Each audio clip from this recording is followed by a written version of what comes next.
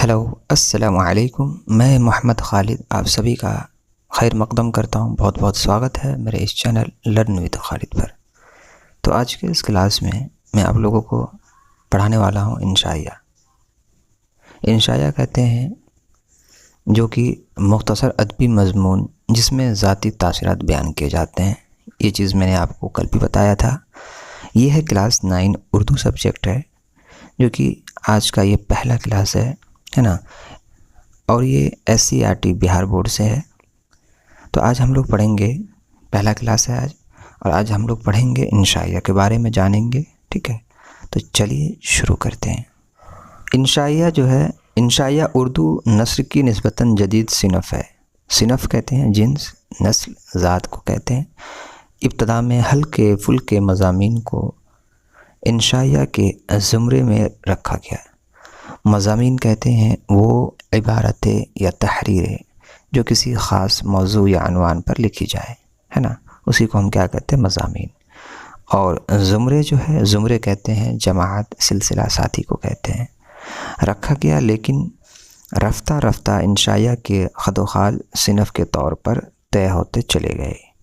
خد و خال، خد و خال کہتے ہیں چہرہ، مہرہ، شکل صورت کی ساخت کو کہتے ہیں، حلیہ کو کہتے ہیں، ہے نا، کس کو کہتے ہیں؟ شکل صورت کی ساخت یا حلیہ کو کہتے ہیں، ٹھیک ہے۔ اردو میں انشائیہ کی تاریخ صرف 35 سال پرانی ہے۔ مشہور ناقد اور انشائیہ نگار ڈاکٹر جانسن کے الفاظ میں ہے، انشائیہ ایک ذہنی ترنگ ہے جس میں بے ترتیب، غیر منظر نہیں ہوگا، منضبط ہوگا، اور ناپختہ خیالات اور جذبات کا اظہار ہو۔ غیر منضبط یعنی کہ باقاعدہ طے شدہ ضابطے میں لایا ہوا کو کیا کہتے ہیں؟ غیر منضبط۔ اور ناپختہ کا معنی ہوتا ہے نا تجربہ کار، نا پائیدار، غیر مستحکم کو کہتے ہیں۔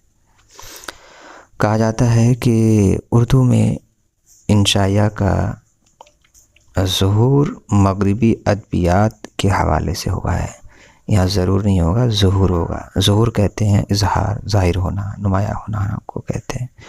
مغربی ادبیات، ادبیات کا معنی ہوتا ہے ادب سے متعلق اقسام، نظم و نثر کو کہتے ہیں۔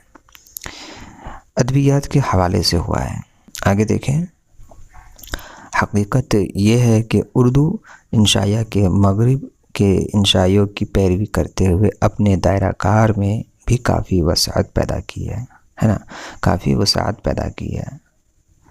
وسعت کے معنی ہوتا ہے پھیلاؤ، کشادگی، موقع، فرصت کو کہتے ہیں وسعت۔ مثلاً یہ ہے کہ انشائیہ میں طنز و مزاح کہتے ہیں ظریفانہ تنقید، اور ظرافت ہنسی مذاق کو کہتے ہیں، ٹھیک ہے۔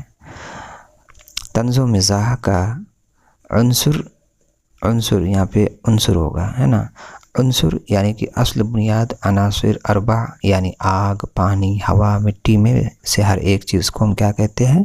عنصر نمایاں ہونا چاہیے، عنصر کہتے ہیں۔ انشائیہ میں کہاونیت کفر ہے۔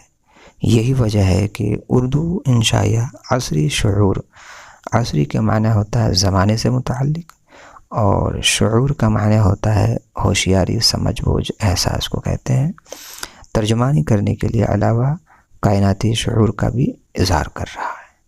کائناتی کہتے ہیں دنیاوی، کل عالم سے متعلق کو کہتے ہیں۔ زمان و مکان کے سوالات بھی انشائیہ میں جگہ پانے لگے ہیں جو ذہنی بلوغیت کی نمائندگی کرتے ہیں۔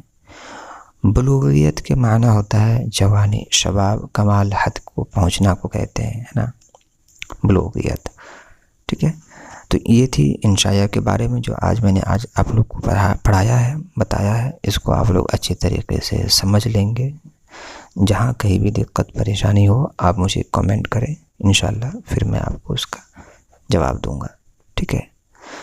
تو آج کا یہ پہلا کلاس تھا، ہے نا، انشائیہ۔ انشاءاللہ اب کلاس ریگولر ہوگا، آپ لوگوں کو ابھی سے ہی تیاری میں لگ جانا ہے تاکہ آپ کو آگے آسانی ہو اور اچھے نمبر سے آپ پاس ہو۔ تو چلیے پھر ملتے ہیں اگلی ویڈیو میں۔ اللہ حافظ۔